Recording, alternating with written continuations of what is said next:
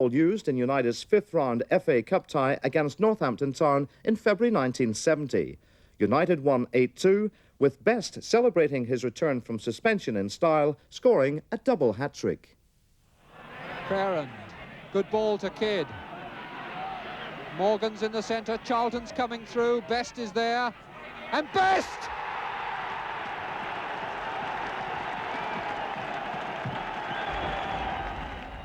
Now Rankmore for Northampton. Well cut out by Sadler. Farrand and George Best through, that run into his path beautifully. Book is committed and it's a goal!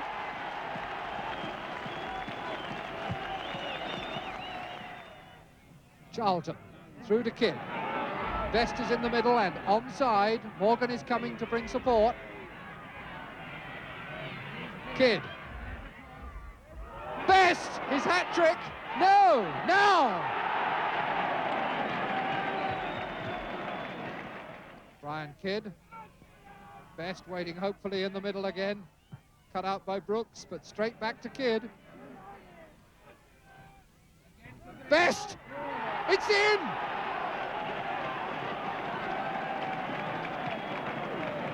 "16 minutes into the second half, and George Best gets Manchester United's and his own fourth goal. 4-0 Manchester United lead.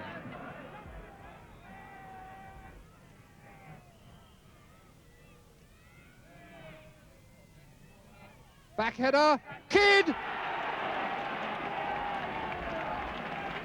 Number 5 from Brian Kidd. Burns quickly in the game and putting Best through, and here goes Best. It must be his 5th, surely.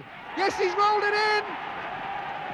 This incredible player, his 5th goal of this game, his 19th of the season. Francis Burns, his first touch of the ball, strokes a beautiful through pass, and George Best does the rest. Nice ball from Best to Burns. Morgan here with a chance for another one. Saved, but it's scored now by Brian Kidd. Brian Kidd's second. Edwards coming to challenge Felton. Kiernan and Farrand in again. To Best. Here he goes! And George Best sets a club scoring record. 6 goals in a match. In 1976, disenchanted with English football and tired of being hounded by the British press and media, Best headed west, taking his skills to the then booming soccer scene in America. He was to play 5 summers there, with Los Angeles Aztecs in California, Fort Lauderdale in Florida, before completing his soccer safari in the sunshine back in California with the Earthquakes of San Jose. It was exciting because it was a new sport for them. They were bringing, you know, Pele was going there, Beckenbauer, Cruyff was there, Neeskens, you know, Eusebio, all the best players in the world were going there. And it was nice to go there and be in at the start of something that was really exciting. The Americans, when they put their mind to it, are the best in the world at presenting anything. And I was in on the ground floor, and it was big crowds, the organisation. The razzmatazz was a little bit difficult to get used to, but that's the American way. So after a little while, you just fell into it. But it was, from my point of view, it was nice because I could walk down the street and nobody knew me, you know, apart from maybe the areas I was playing in where they got to know you a little bit. But I could do normal things. You know, I wasn't getting in fights in the street with people driving me crazy. I could take the dog for a walk. I could go to the supermarket. So from that point of view, it was nice. And I made friends because of me. Not because of what I was or who I was, because of me. And I've probably got more close friends in America than I've had here since I was 15. George, I think when we look back to your time of playing in America, I think everybody's still talking about that marvellous goal you scored for San Jose. Mm. Well, it was just one of those things. I mean, I look at it today and I still don't know how. It was like watching somebody else. And actually NBC, I think, or one of the big American networks actually showed it on their program, which for them was, I mean, I think it's the only time they've ever shown football, soccer as they called it. It was nice because I was playing against one of my former teams, the team I'd played for the season before, and we were losing 2-0, and it was the playoffs. I mean, so if we lost, we were out. It was, I don't know, it was just one of those things. It just, you know, they kept disappearing. I don't know what it was. I remember watching it the first time, and I was actually counting how many players. It was just one of those marvelous things, you know. It was a one-off, you know, and even though it was in America, I remember someone saying once that in this country, when they saw it, well, he wasn't actually playing against any, but there were two lads in their team who had played in English First Division. They had a Chilean international. They had a fellow called Cubillas, who played for Peru, who was brilliant. They had a couple of lads who had played in English Fourth Division, and they can get stuck in as well. So I mean, it didn't matter if that had been on a park with 7 and 8 year olds. It still would have been a great goal. So it gave me a lot of pleasure. And as I said, we were losing till I made it 2-1. And I scored the second goal, funny enough. Went to overtime, and I hit the bar, and centre forward knocked it in. So the whole game, it wasn't a bad game overall. Yeah. In January 1978, George married English model Angela MacDonald-Janes in Las Vegas. They have a 6-year-old son, Callum Milan Best. The couple are now divorced, but still friends, as we discovered on our visit to London 2 weeks ago to Blondes Club in Mayfair. George is there to meet the customers, his management company has an interest in the club, Angie also works for the club in a public relations capacity. George is a man who very rarely says no to people. He's played in 150 testimonials that I can think of. He's never said no to anybody who needed him. And I don't think that the Irish people on a whole should say no when he needs them. I think that you should pay homage to him now while he's still here, not when he's dead. And his good points are unfathomable. I mean, you know him as a person. And to know him is to love him. He doesn't really have bad points, either than most of the sons of Ireland have the bad points that George has, and that's an affliction which most of them have. Which is one we forgive, by the way. You are divorced, but I do get the impression you're still very fond of the man. Oh, you can't help but be fond of him. At the same time you were playing in America, you were playing at Fulham with Rodney Marsh. There didn't seem to be any pressures then at all. It seemed to be a very happy time. Well, Rodney and I played the same way. We played for fun, you know, and we're both, I like to think, well, I know that Rodney says the same. We're entertainers, apart from being footballers and sportsmen. And if, you know, I remember the games at Fulham, it was fun. You know, we were laughing and joking and enjoying ourselves. And the fact that the cameras were turning up at games like, we were playing Hereford, and there was 25,000 people there, and the cameras were there. You know, it was just, and I mean, Rodney came out with a classic of all time when he went to America about English football, said it was a great game played by great people on great days, you know, and that's what was happening to the game. And we come back, and for those short couple of years, everything was all, people were laughing, you know, the crowds were coming back, and we did it for fun. It was nice, and it was the 2 seasons we were there were tremendous. Best. Got out for a shimmy. Oh, a yard of space. A delightful little chip there to Mitchell. Brilliant play again by George Best. Nicely played pass again for Mitchell. Marsh. Touched in again. It'll come now through to Barrett. Marsh on the far side wanting the cross, and yet another corner for Fulham. Well, it's all Fulham at the moment with 20 minutes gone, no score. Barrett again with it. Ernie Howe up in there, Mitchell, Marsh. On the edge of the area is Best. Carter getting it away. Cutbush. Slough.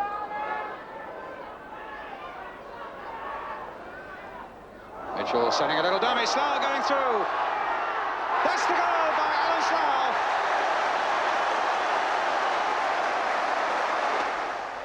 Lindsay now to Burrows. Oh, a bit of space there for Davey. He's gone through them. Is this the equaliser? Good save by Peter Miller. And Cutbush now to Best. Space ahead of him. Terry Payne coming back as hard as he can. Payne still after him. Still Best going on. Tripped. Free kick. And Fulham quickly getting on with the game. The ball with Marsh. A touch now for Cutbush. Hit low there. And it'll come now for Evanson. Oh, a tremendous goal. 2-0. Best.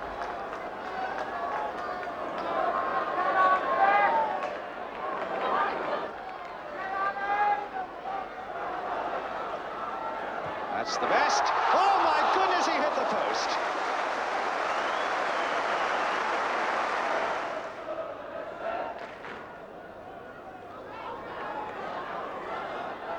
They're strong for Fulham.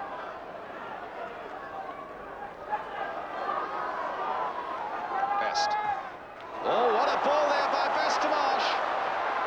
And a beautiful save by Charlton and Marsh, jumping all over Burrows.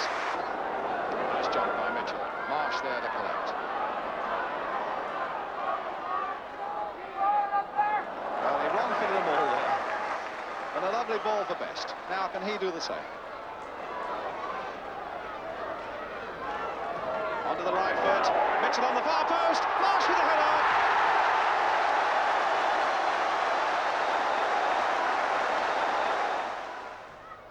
Best making his presence felt there again. Now it's John Evanson for Fulham. Played inside for Marsh. Looking around, seeing who he can pick up. Decides to go one in. Oh my goodness, what a goal! Oh, what a tremendous goal by Marsh. Moore heading that one away. And now Marsh and Best are up. Best inside his own half, Marsh brought down, and Best on his way. Now he's got Tyler to beat. Oh, and in the end, Burrows came up so quickly to dispossess him, and Marsh remonstrating with the referee that he was bowled over away in his own half. Strong, and now Best. Hurdled beautifully over Tyler. Took it off Rodney Marsh. Marsh coming back to tackle him. Well, you can do that when you're 4-1 up. Here's Mitchell. Free kick, right on the edge of the box, given away by Galley, who's had a fairly rumbustious afternoon, this big number 5 of Hereford. Another smile. And they're cooking up something. Well, the goalie will want a clear view of this. You can take my word for it. Best and Marsh will be cooking up something. And it almost came off in an unexpected way. Lobbed up by Best. Hit by Marsh. In fact, there was a handball before it came to Ernie Howe. Here's Best again, from that pass by Marsh. Played on now for Mitchell. Marsh and Best are right up there. Curled it just wide. That was John Mitchell turning on the style a little bit. Mitchell. Best again.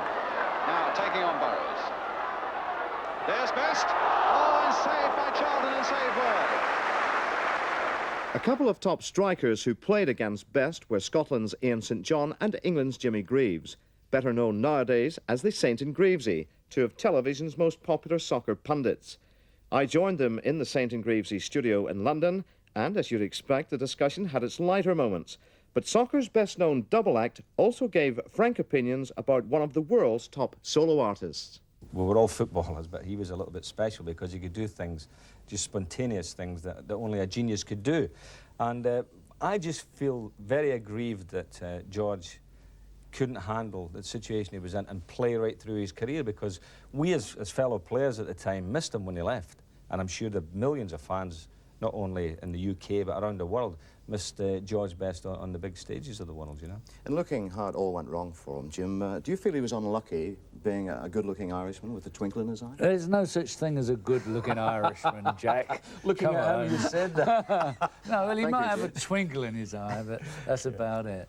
No, I feel with George Best there was a problem from the off. You see, I've got a feeling that there are a lot of people that can't carry the burden of being a genius, and I think George Best was a genius. Well, I mean, you look at the great players of today, the Maradonas of the world. I mean, the pressure that boy gets, I mean, all around the world. You know, I mean, he goes around with a dozen security guards, but he's able to handle it. George was a born natural footballer who came from Ireland, and I don't think he could live with the situation within himself, not with anybody else, but within the pressure built up in his own mind and his own body. Let's talk about the testimonial. The IFA said no. Public opinion back home in the main said yes. What's your opinion about Should he get one? Should he? Well, I would have said that if public opinion is on his side, then I would say, yeah, why not? I mean, give anybody a testimonial if it's justified, as far as I'm concerned, if there's enough people ready to back the situation and enough of the supporters, the man in the street, who obviously wanted to see it and has been deprived of it, well, then I would have said, yeah, give George a testimonial. But testimonials, Jim, usually are for players who have really put something into the game. And this is a testimonial, it's a thank you, isn't it? Now, you couldn't say that George really put an awful lot into the game for his country or his clubs, because he packed in when he was like a 27-year-old. And during that time, I mean, he went absent quite a bit and gave a lot of people some aggravation, you know, including Matt Busby and everybody else after that. Yes, so yes, in that respect. Now, but can I say this to you? If the people who are running his testimonial, who came up with the idea, did it as a nice little earner for George, 100 grand for George and themselves, then I think that is wrong. If they wanted a testimonial for George to say, George, you were a great player, and all the other great players of the world will come and play in a testimonial match to your greatness, why didn't they then say, OK, the money goes to the hospital, Children's Hospital in Belfast? Do you think the FA would have turned that down? Do you think it would have got the support of the people? I'm sure it would do. What they don't want to do is to see George Best getting an earner out of something where they feel that he didn't actually put an awful lot into it. Obviously, the powers to be that don't. The general public don't appear to be bothered. Well, you say they'd that, like Jim, to see you say George. that. I mean, George has had a lot of chances in life. Sure, of I chances. appreciate everything you're saying, Ian. All I'm saying, though, is when you say that he didn't give a lot to the game, you know, I saw one game of George Best is equivalent to 10 years of another player's mediocre performances, who also earn a lot out of the game and really put very little back. What's No, left but for George now? Eh? Ian? What's left for George now? I don't know. I mean, as I say, that's the thing that bugged me about this. I think that the people were looking on it as a nice little few quid, where I think if they'd have said, let's have a testament to George's ability from the football world and the money going to charity, I think we would all have supported it. First of all, I think a lot of people are under the impression that I actually asked for a testimonial. I didn't ask for a testimonial. The idea of a testimonial is basically that friends or people who want to say thank you to a certain player, whether it's me or someone else, get together and say thank you for whatever, for the pleasure you've given them or for the service you've given them.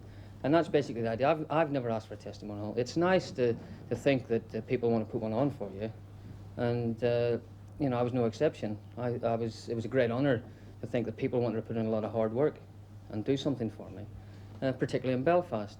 The reaction from the people has been tremendous. I mean, I've had thousands. I mean, I can't tell you some of the people who've written to me after hearing the decision.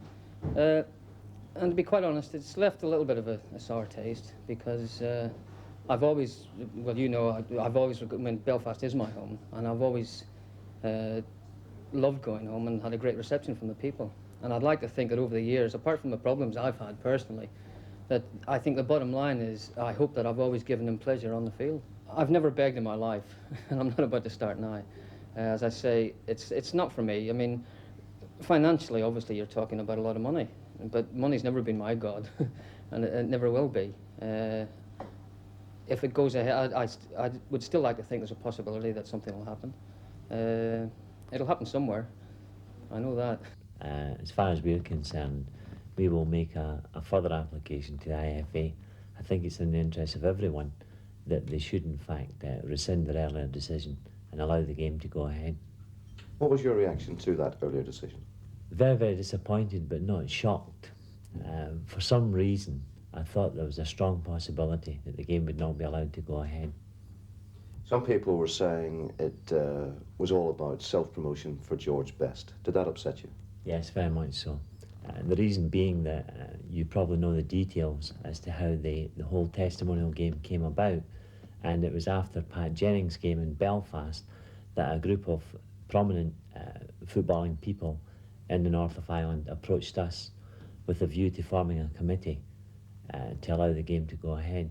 And it was nothing to do with George. Obviously, I was very, very grateful that they had made the offer and had no hesitation in taking them up upon it.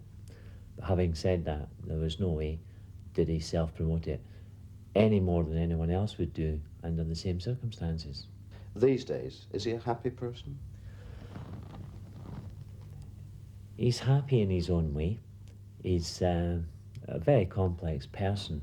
I think you find this in any walk of life when you're dealing with a genius, irrespective of what they're doing. And George was a genius as a footballer, and he thinks and acts and behaves like a genius. Quite eccentric in his own way, but tremendous guy with it.